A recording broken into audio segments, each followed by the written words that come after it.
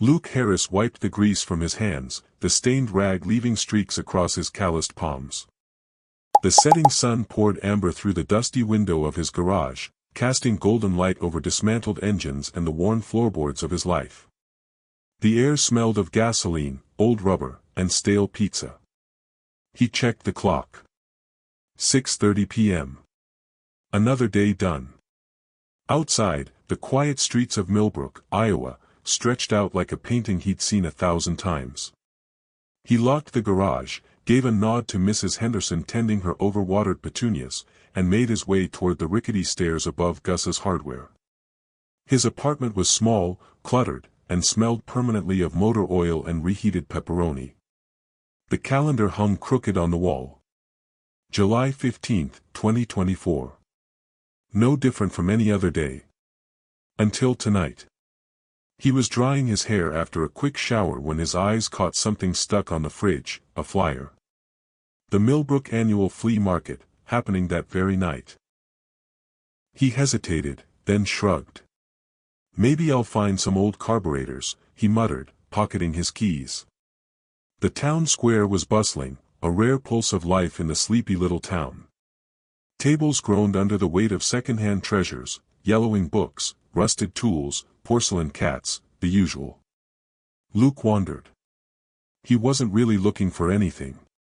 He just liked the noise, the sense that maybe, just maybe, something unexpected might happen for once. He was halfway past a display of mismatched silverware when a voice stopped him. Anything catch your eye, son?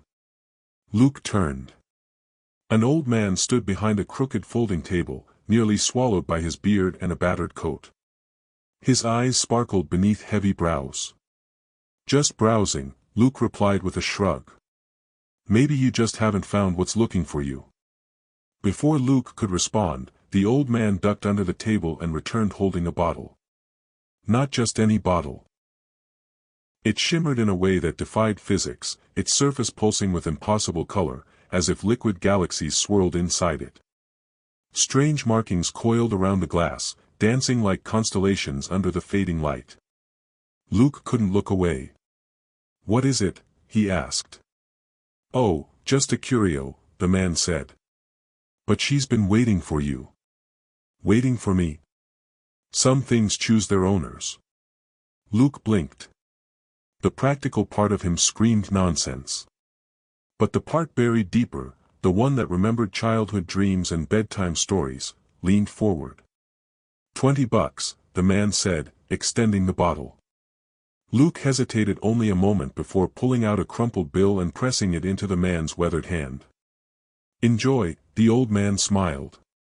Luke looked down at the bottle, still glowing. When he looked up again to ask another question. The stall was gone. Vanished.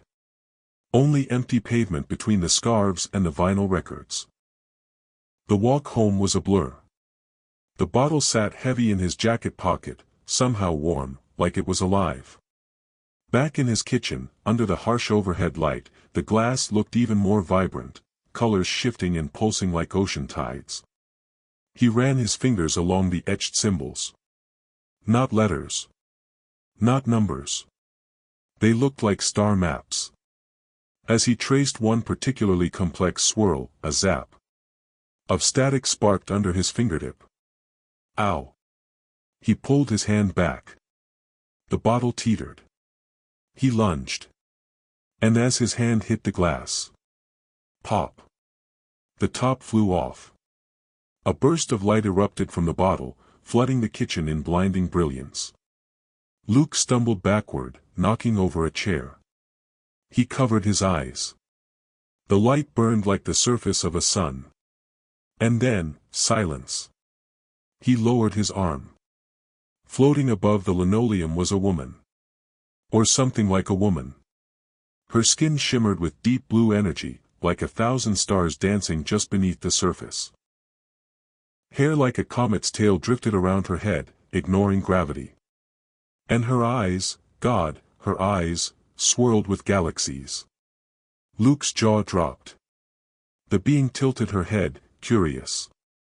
I am Jenna, she said, her voice layered with chimes and harmonic echoes. You have awakened me from slumber, mortal. By the ancient laws of the cosmos, I am bound to grant you 3 wishes. Luke stared at her for a full 10 seconds before crashing backward into the fridge, sending magnets and pizza coupons fluttering to the floor. You, what? Jenna frowned. Have I miscalculated the translation matrix? She waved a hand. A rush of warmth shot through Luke's ears, and suddenly, her voice matched her lips. Perfect English. Better? He nodded. Then shook his head. Yes. No. I'm not sure. She smiled faintly. I am a quantum djinn. You might call me a genie, though that word is imprecise. Luke blinked. Genies aren't real. And yet, she said, spreading her arms, here I am. He paced the tiny kitchen, muttering, okay. Okay. Let's say you're real. 3 wishes. There's always a catch. What's the fine print? Jenna's expression grew serious. No bringing back the dead. No forcing love. No harming others directly. Everything else is negotiable. Luke leaned on the counter. And after the wishes? I return to the bottle, she said quietly. Until I am summoned again. His stomach turned. The idea of locking her, this radiant being, back inside that glowing prison made something ache in his chest. That's awful. Jenna looked at him, surprised.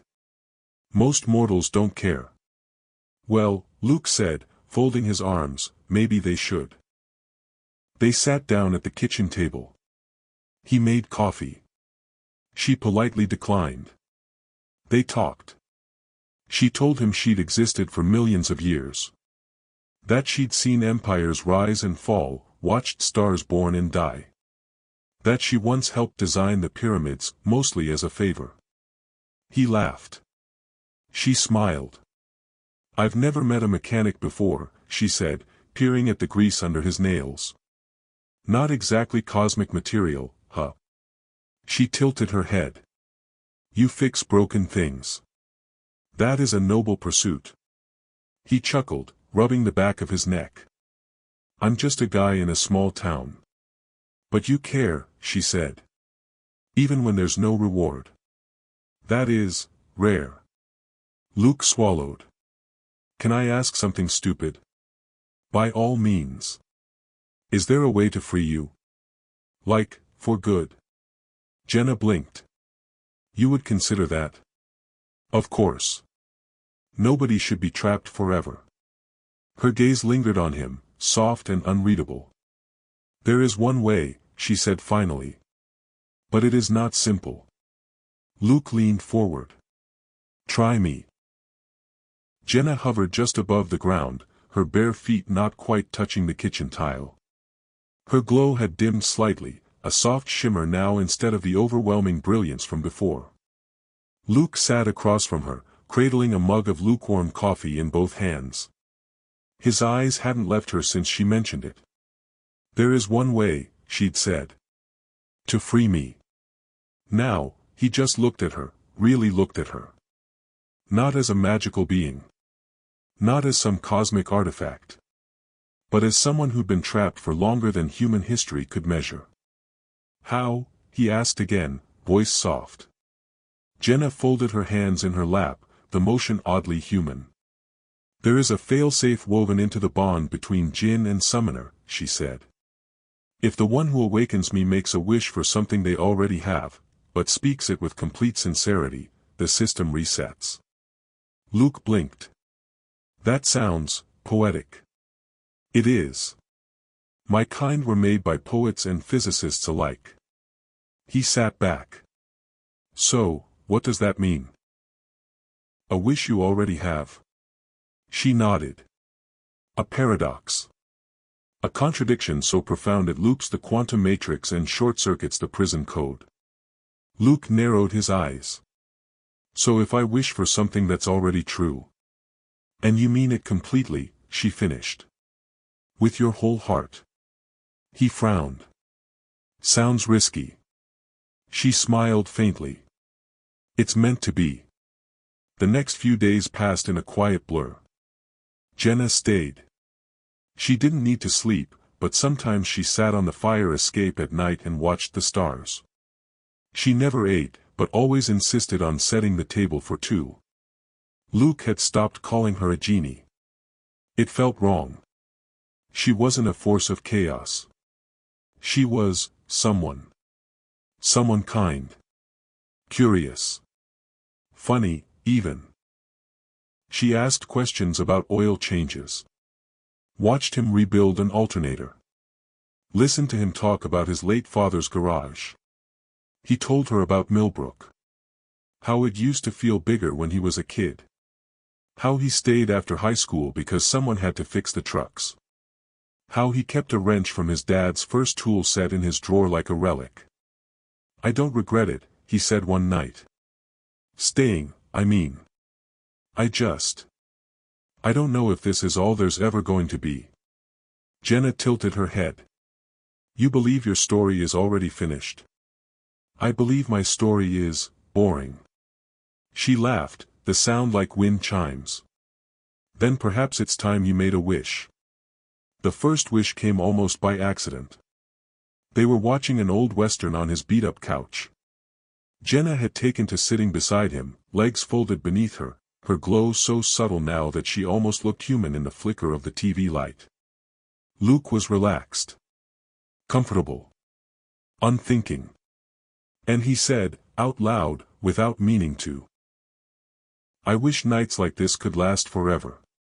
The moment the words left his lips, he realized what he'd done. Jenna froze. Her eyes went wide. A pulse of energy flared through the room, soft, golden, warm, and then faded just as quickly. She turned to him slowly. That was one, she said quietly. I didn't mean it, he said. But you did, she replied. It's not the phrasing. It's the intention. You truly meant that moment. So the system counted it. Luke ran a hand over his face. Damn. Okay. That's one. Jenna gave a small smile. It was a good wish. He looked at her. Did anything happen? She glanced around the room. You'll see. The second wish came with fire. 2 days later, Luke's shop caught a spark from a shorted battery. By the time the fire department arrived, half the structure had gone up. No one was hurt, but he stood outside, covered in soot, watching everything he'd built collapse into ash. His hands trembled. And then Jenna was beside him. I'm sorry, she whispered. I wish I could fix it, he said. I wish it could all just go back. There was a crackle of light behind him. He turned. The flames receded, like someone hit reverse on the timeline. Smoke curled back into vents. Soot vanished. The siding straightened. His toolbox snapped shut, polished and untouched. The building stood whole again. Jenna staggered back slightly, clutching her chest. That's two, she breathed. He rushed to her side. Are you okay? She looked at him, eyes shimmering. Every wish has a cost. My energy is finite. I will recover. Don't do that again, he said. Not for me. She smiled softly. Too late. After that, things changed. Luke grew quiet. He was afraid to speak too freely around her, afraid a stray phrase would become something permanent. But more than that, he was afraid of the third wish. The final one. Because then she'd be gone. And what terrified him most, was realizing he didn't want her to go. One evening, Jenna stood in the doorway of the garage, watching him work under the hood of a battered sedan. She said nothing for a long time. Then, what would you wish for, if I weren't here? He wiped his brow. Something small, probably. Like a sandwich that never ran out. Or air conditioning in July. She chuckled. And now? He didn't answer right away. Then he said, "I don't want anything." Jenna nodded slowly. "Then you might be closer than you think." That night, he dreamed of stars again. But this time, she was in them. Smiling. Calling his name. The next morning, she was gone. The apartment was quiet.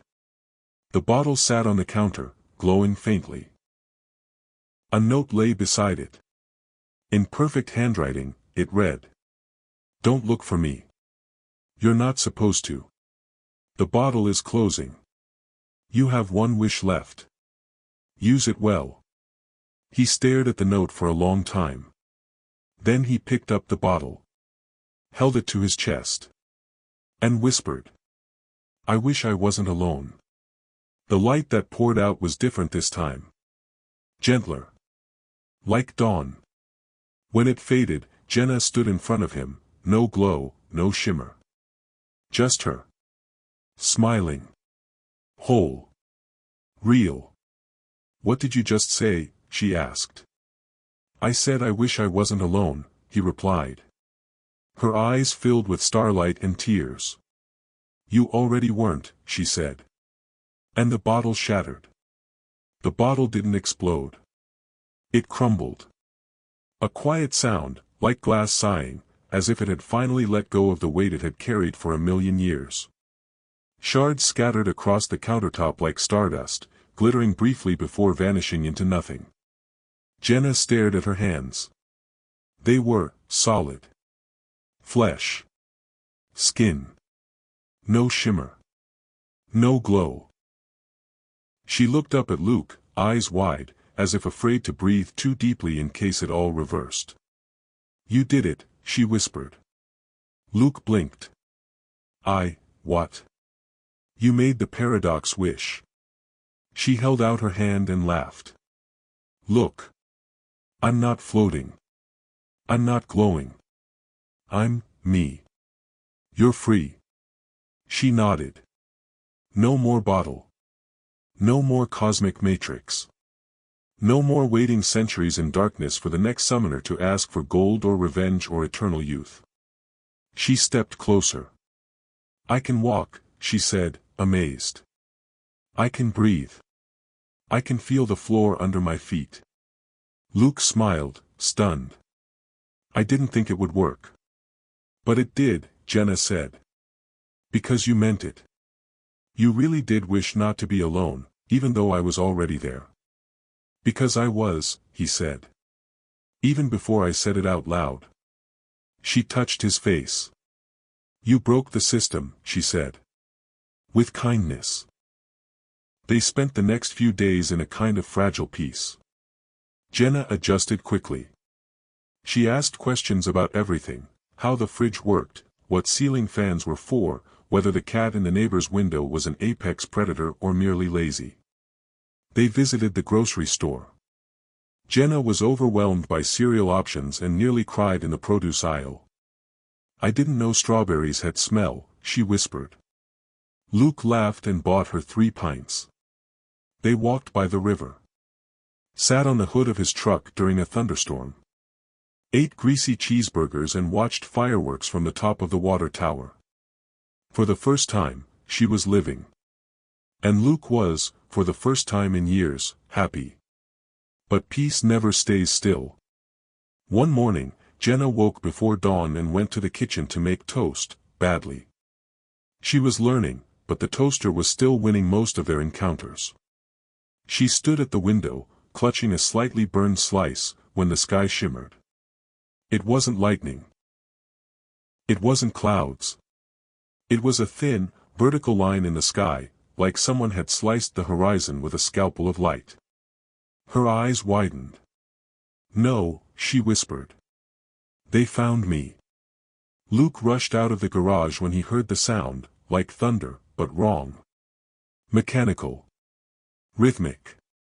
Hovercraft. A ship. In broad daylight. It appeared over the cornfields like a predator, sleek, dark, and humming with power. It was alien, but not unfamiliar. Jenna stood in the driveway, arms crossed, wind whipping her hair. She looked up at the ship with a calm fury Luke had never seen in her before. "Friends of yours?" he asked, heart pounding. She shook her head. "Keepers. I escaped them when the system collapsed. But I left a crack in the code. They followed it." The ship landed with a hiss.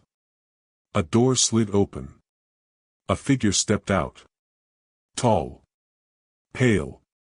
Wrapped in robes that shimmered like liquid silver. His voice echoed even before he spoke. "Subject J-67. You are in violation of containment protocol. Return to custody immediately." Jenna didn't move. Luke stepped forward. "She's not going anywhere." The being turned its gaze toward him. "Organic anomaly. Stand aside." Jenna held up her hand. "Try it," she said. "And I'll show you what real rebellion looks like." The being paused. Something flickered behind its eyes. A recalculation. "You are unbound," it said. "That is not permissible." Luke stepped beside her. "She's not a subject. She's a person. She is a variable." "No," Jenna said. "I'm free." The being hesitated. Then slowly stepped back. "Then you are no longer our concern." He vanished. The ship lifted without a sound and disappeared into the clouds like it had never been there. Later, they sat on the porch steps. Neither spoke for a while. Finally, Jenna broke the silence. "There are others like me. Still trapped. Still waiting. I can feel them now. Not as commands, but as pain." Luke swallowed. "Do you want to help them?" She nodded slowly. "I think I have to." He looked at her. And said the hardest words he'd ever spoken. "Then go." She turned sharply. "You don't want me to stay?" He took her hands. "Of course I do. But this isn't about what I want. It's about what you need." Tears welled in her eyes. "I've been someone's tool my whole life. And you're the first person who never tried to keep me." "You're not mine to keep," Luke said. "But I'll always be here." She kissed him. Not like a goodbye. But like a promise. That night, she left. No ship. Just light. She dissolved into the stars, becoming part of the night, like she'd always belonged there. Luke sat under the porch light until morning.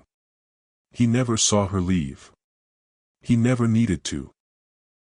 She came back 1 year later. Walked into the garage like she'd never been gone. Hair shorter. Eyes brighter. Power under control. Luke nearly dropped a carburetor when he saw her. "Hey," she said. "Hey." They just stared at each other. And then he said, very softly, "Still not alone." She smiled. Never again. The garage hadn't changed much. The same chipped red toolbox. The same radio that only got 2 stations. The same smell of gasoline and sun-baked concrete. But when Jenna walked through the door, everything felt different. Luke looked up from the engine he'd been tuning. His hands were still greasy. His expression, still unmistakably his, wavered for just a second before settling into a slow, wide smile. "You came back." Jenna smiled too. "Told you I would." He dropped the wrench and crossed the room. She met him halfway. There were no tears this time. No questions. Just a long, wordless hug in the middle of a dusty workshop, surrounded by forgotten engines and second chances. That evening, they sat on the roof of the garage, a blanket stretched between them, a bag of grocery store marshmallows half empty between their legs. "Where'd you go?" Luke finally asked. Jenna leaned back, arms behind her head, watching the stars. "Everywhere. At least it felt like it." She paused. "I found 5 others like me. Different personalities. Different prisons. I couldn't break all their bottles, but I gave them hope. And in the places I couldn't reach, I left warnings. And maps. Luke looked at her. You became a legend. She laughed. Just a story. You've always been one. 4 weeks, Jenna stayed. Not because she had to. Because she wanted to. One night, they sat on the porch watching a meteor shower. Jenna rested her head on Luke's shoulder. You know, she said, I used to think the galaxy was a prison. He glanced sideways. And now? Now I think it's just, unfinished. He smiled. Like a project you can never quite fix. Exactly. They sat in silence, letting the night wash over them. Then Luke said, if you ever want to leave again, I won't stop you. She looked at him, eyes soft. I know. He took her hand. But this time, maybe I'll come with you. Jenna's eyes widened, and then she smiled, radiant and real. I'd like that. In the years that followed, stories started to spread. Of a woman who walked like a comet and fixed broken things, not machines, but people. A mechanic who spoke every language of the heart, even the ones that hurt. Some said they were spirits. Others said angels. A few whispered the word Jinn in old tongues. But in a quiet corner of Iowa, they were just two people who chose each other. Not because of fate. Not because of magic. But because, in a world full of things they couldn't fix, they made a life they could. Together. Jenna had only been human for 2 weeks when the realization hit her. She didn't know what to do with silence. The kind that wasn't imposed by a bottle or command matrix. The kind that crept in between words at breakfast. That filled the garage when Luke wasn't talking. That hummed between heartbeats when she stared out at a sky no longer watching her. She stood barefoot in the apartment's tiny kitchen, trying to boil water for tea. The kettle whistled, then screamed. She didn't hear it. Her eyes were locked on the window, and her thoughts, somewhere much farther. When Luke walked in, wiping grease from his hands, he found her motionless. A statue in sunlight. You okay? He asked gently. Jenna blinked, startled. Sorry. I just lost track. He turned off the burner. You've been doing that a lot. She nodded. There's a lot to unlearn. That night, they lay on opposite sides of the bed, close enough to hear each other breathe, far enough that neither could mistake it for something else. Can I ask you something? Jenna said in the dark. Yeah, Luke replied. Do you ever feel like you're not finished? Luke rolled onto his side to look at her. All the time, he said. I think that's just being alive. She exhaled slowly. When I was in the bottle, I didn't feel alive. I felt paused. Like I was waiting for someone else's story to begin. And now? Now I'm afraid I don't know how to write my own. He reached out. His fingers brushed hers. You don't have to write it all at once, he said. Just the next line. The next line came on a Tuesday. A delivery truck broke down outside town. Luke, as always, was the one people called when something fell apart. But this time, he brought Jenna with him. She wore a red bandana to keep her hair tied back and a too-big hoodie that smelled like his soap. She handed him tools without being asked. Listened to the driver complain without judgment. And when Luke slid out from under the truck, wiping sweat and dirt from his face, she handed him a bottle of water and grinned. You're good at this, she said. I've had practice. No, she said. I mean, being with people. You make things easier. He looked at her, really looked, and for a second, the world paused. You do too, he said. That night, they kissed for the second time. It wasn't like the first, rushed, desperate, at the edge of cosmic collapse. This one was slow. Thoughtful. Two people leaning toward each other across the kitchen table because the silence between them had stopped being scary. Afterward, Jenna leaned her forehead against his and whispered, "I don't want magic. I just want you." Luke smiled. "You've got me." Days passed. Then weeks. The town grew used to seeing Jenna at the garage. She made coffee runs, argued with suppliers over phone signals, and once accidentally rerouted a satellite when she pressed the wrong button on Luke's radio. "I fixed it," she said afterward. "You bent reality." "Same thing," she replied. But peace never lasts forever. One morning, Jenna woke up gasping.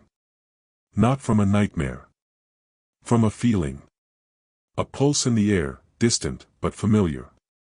Something ancient. She stumbled outside, barefoot on the gravel, and looked up. In the distance, just beyond the clouds, space shimmered. Not with ships. With signals. "Someone's opening bottles," she whispered. Luke joined her on the porch. "What is it?" "I don't know," she said. "But someone's summoning again." He was quiet for a long time. Then he asked, "Do you want to go?" She looked at him, torn. "I don't know. But if I don't, I'll always wonder who's still trapped." He nodded slowly. "Then let's go." She blinked. "You come with me?" "Of course," he said. "You freed me, too." The road ahead was no longer paved with asphalt. It was lit by starlight. Their old truck sat on the edge of a cornfield as Jenna lifted her hands to the sky. The portal shimmered open, not a ship, not a beam, but something gentler. Like a door waiting to be knocked on. Luke grabbed his wrench. Jenna grabbed his hand. And together, they stepped forward. Not to escape. But to begin. The one still waiting. The moment they stepped through the light, Earth was gone. No thunder. No music. No gravity-warping spectacle. Just silence. They emerged into a skyless space, a corridor without walls, where starlight hung in still frames and sound moved like breath. Luke's boots touched nothing. Yet he didn't fall. Beside him, Jenna glowed faintly again, not from magic, but memory. "This is a transit path," she said, voice echoing inside itself. "A slip between realities. It connects the places bottles were hidden." "Who built it?" She looked at him, her expression unreadable. "People like me. Long ago. Before we forgot we were people." They emerged on a moon that barely deserved the name, a hunk of rock orbiting a gas giant the color of rust. A single spire stood at its center. Black stone. Unmarked. Jenna knelt before it. "She's in there," she said. Luke looked around. "No guards." "No need," Jenna said. "The prison is the guard." She reached out a hand. The stone pulsed, then split. And out floated a bottle. Sleek. Silver. Seamless. Inside, a flicker of light. Trapped. Dimming. Jenna touched it, and whispered something Luke couldn't understand. The bottle pulsed once, then vanished. The flicker dispersed. "Gone." She asked not to be awakened, Jenna said softly. She'd forgotten her name. Luke put a hand on her shoulder. "You did what you wanted." Jenna stood. "There are hundreds more." Luke nodded. "Then let's keep going."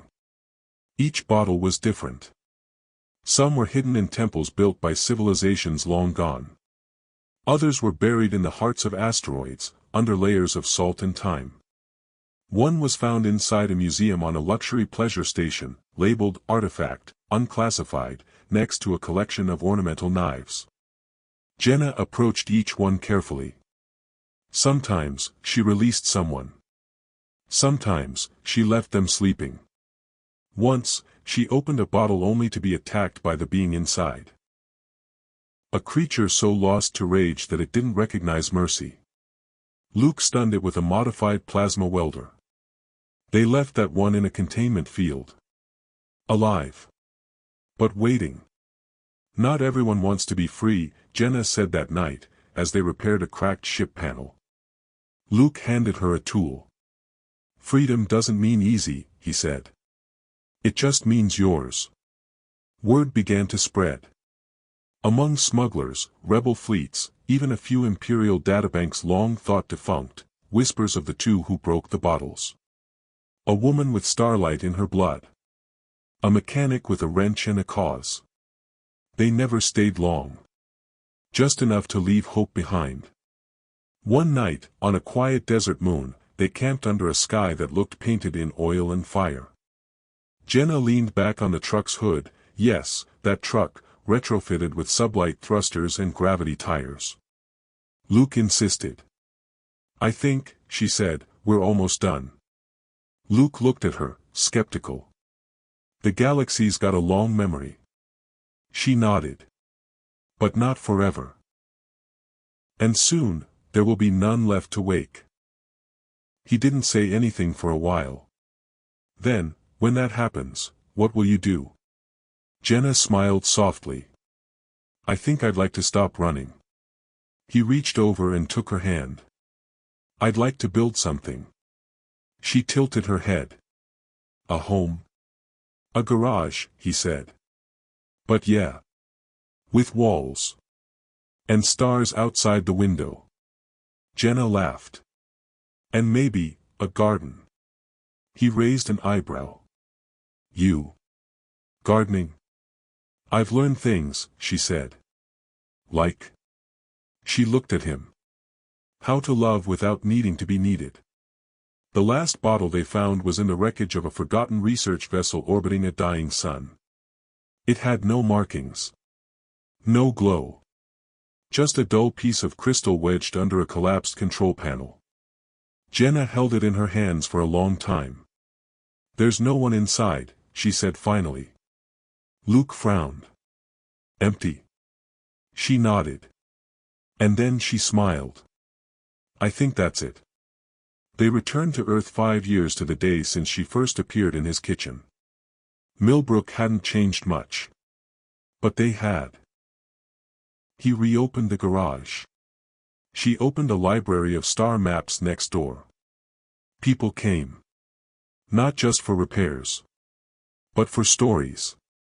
For help. For hope.